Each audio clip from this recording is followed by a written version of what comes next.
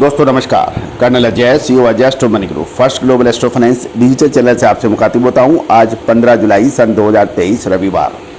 दोस्तों दलहन तिलहन मसाला, कपास, गेहूं, मक्का, बाजरा व चावल पर लगातार अपडेट और विश्लेषण हम आपको प्रदान करते हैं। दोस्तों हम वर्तमान ही नहीं भविष्य का भी करते हैं सटीक आकलन।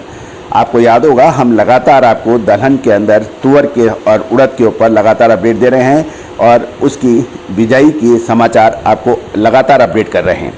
खबर निकल के आ रही है कि तुअर की सोइंग लगातार अभी भी कमी दर्ज हो रही है। 14 जुलाई तक लगभग 10.44 लाख हेक्टर की बिजाई पिछले साल के मुकाबले कम दर्ज हुई है। गौरतलब है पिछले साल 2022 में 24.55 लाख हेक्टर के मुकाबले अभी तक 14.11 लाख हेक्टर में ही तुअर की बिजाई के समाचार मिल रहे हैं, यानी कि 10.44 लाख हेक्टर तुअर की बिजाई कम हुई है। दोस्तों सबसे ज़्यादा चिंता की विषय महाराष्ट्र से आ रही है। वहाँ पर पिछले साल 9.1 लाख हेक्टर में जो बिजाई हुई थी, इस बार घटकर 5.72 लाख हेक्टर में रह गई है, यानी 3.38 लाख हेक्टर की बड़ी कमी महाराष्ट्र में है। साथ साथ कर्नाटक राज्य के अंदर भी एक चिंता की विषय बन गई है। वहां पर 8.13 लाख हेक्टर की बिजाई पिछले साल हुई थी, इस समान अवधि में जो घटकर 3.79 लाख हेक्टर रह गई है, यानी 4.34 लाख हेक्टर की कमी एक बहुत बड़ी कमी मानी जाती है। आंध्र प्रदेश में और के साथ साथ मध्य प्रदेश में भी कमी है, लेकिन राजस्थान के अंदर 0.04 लाख हेक्टर से बढ़कर ये 0.07 लाख हेक्टर हुआ है। यहाँ पर बढ़त है। उत्तर प्रदेश में भी कमी है और सिर्फ राजस्थान के अंदर पूरे देश में तुअर की बुआई बढ़ने के समाचार हैं। बाकी पूरे देश में लगभग कमी की संभावना और खबर मिल रही है।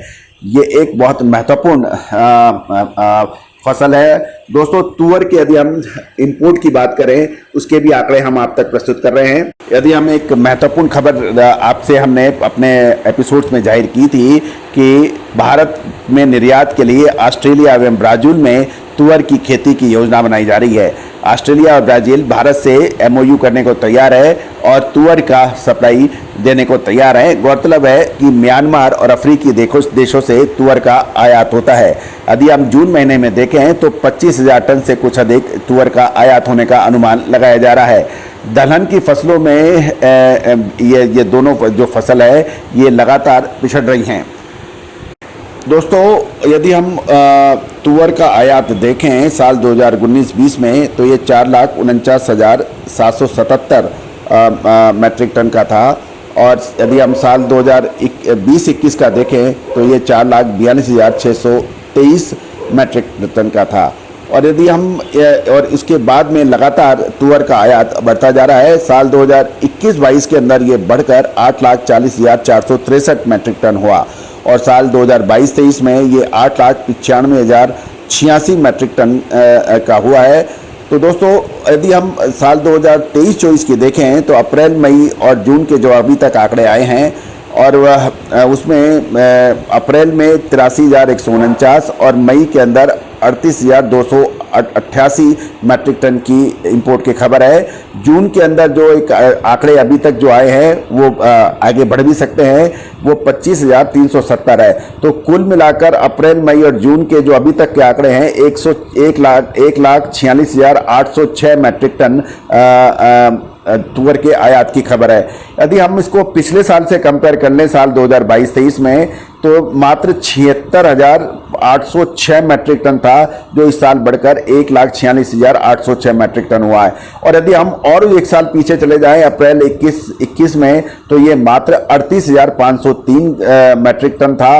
और यदि हम 20-21 को देखें तो उस वक्त जो आंकड़े थे वो करीबन